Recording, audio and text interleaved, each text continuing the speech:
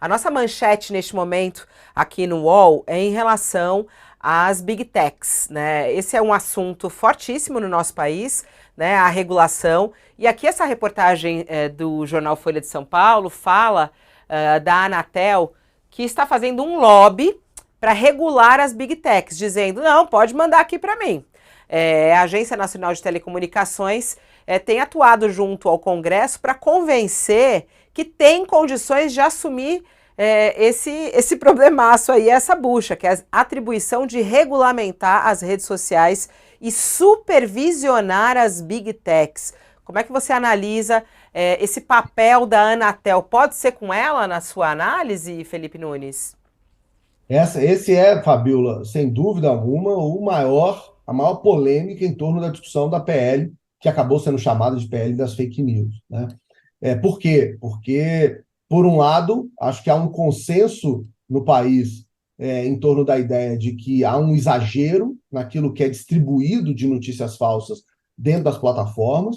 Acho que há consenso em torno da ideia de que as plataformas precisam ser chamadas a ser responsabilizadas, né, juntamente com os autores, né, a criação dessas notícias falsas. Acho que isso é a parte fácil.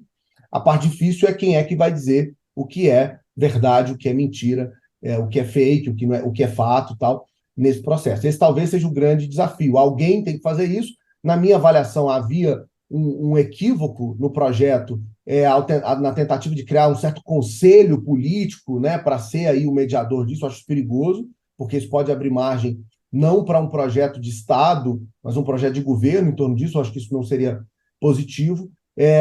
Mais um caminho na direção de uma regulamentação em torno de uma agência, como a Anatel, me parece um primeiro caminho para a gente começar a discutir aquilo que é o mais polêmico. Agora, eu tenho dito, Fabiola, que, para mim, a gente não pode continuar como está, né? Eu que acompanho fake news há muito tempo, eu comecei a estudar fake news, Fabiola, em 2017, né? Eu sou o único pesquisador da América Latina financiado pelo próprio Facebook, hoje Meta, né? Para fazer pesquisa sobre fake news no Brasil. E as descobertas que a gente tem feito estão sendo publicadas nos jornais internacionais, em artigos acadêmicos e tal, são aterrorizantes, né? Para você ter uma ideia, a gente acompanhou 20 mil grupos de Telegram e WhatsApp na última eleição, e a gente conseguiu coletar um volume absurdo de notícias falsas.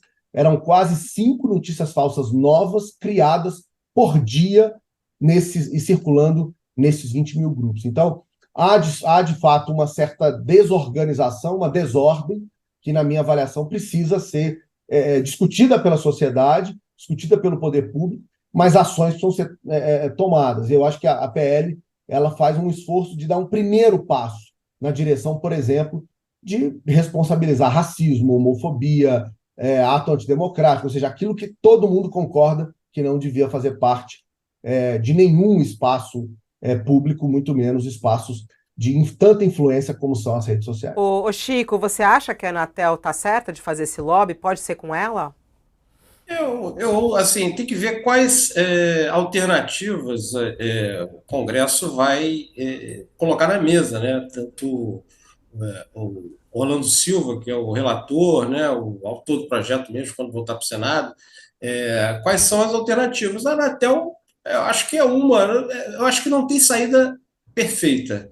A gente não vai encontrar na regulação, qualquer um que tiver essa atribuição vai ter um abacaxi tanto nas mãos, porque vai sempre.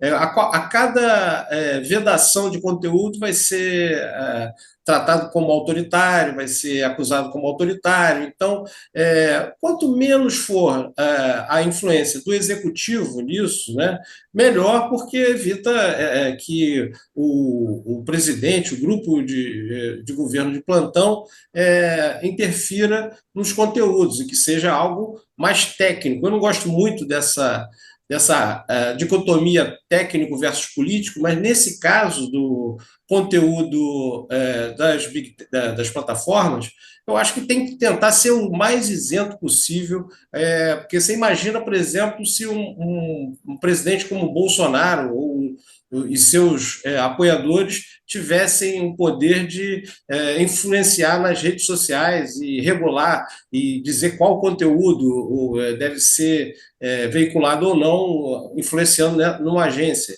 Isso talvez redundasse numa permissividade total.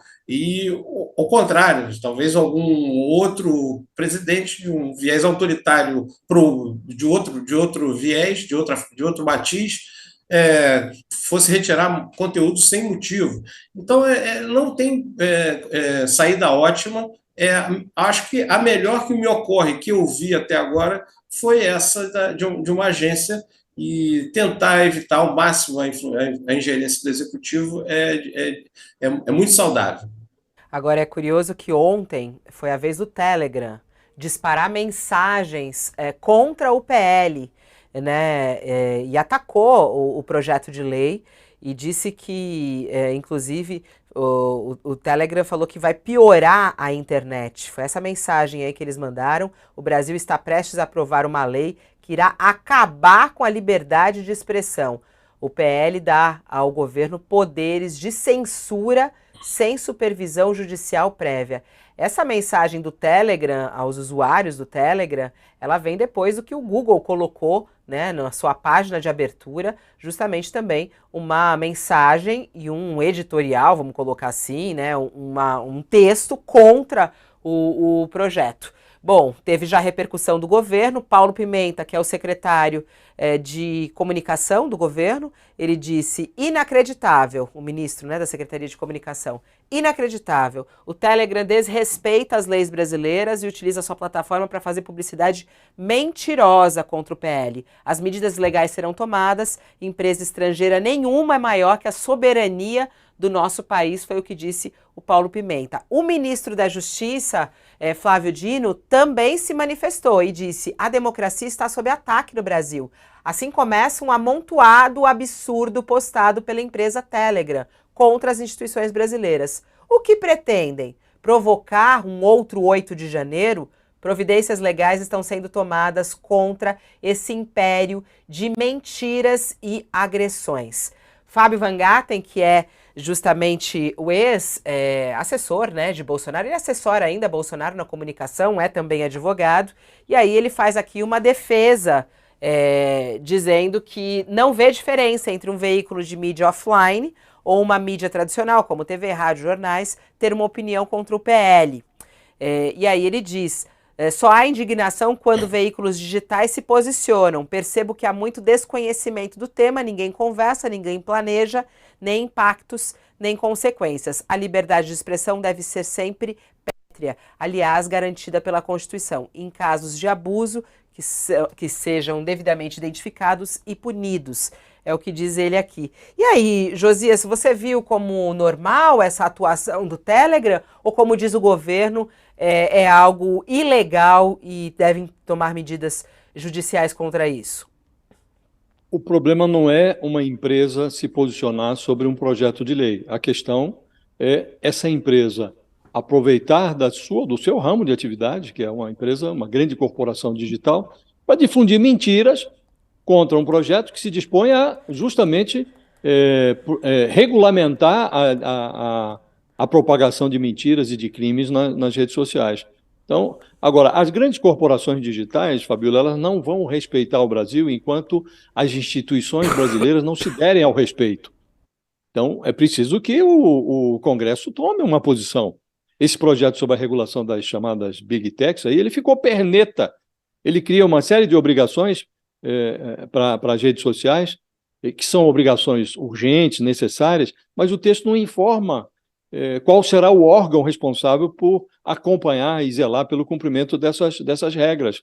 A Anatel se oferece como alternativa, mas ainda não é reconhecida pela maioria dos parlamentares como uma opção adequada. E esse debate se tornou secundário diante da falta de disposição do Congresso para votar o projeto, efetivamente.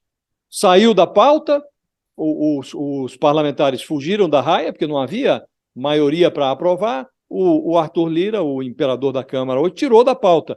E a presidente do Supremo Tribunal Federal, a ministra Rosa Weber, já marcou para o dia 17 de maio o julgamento de 4 ações que estão lá engavetadas no Supremo há 3 anos,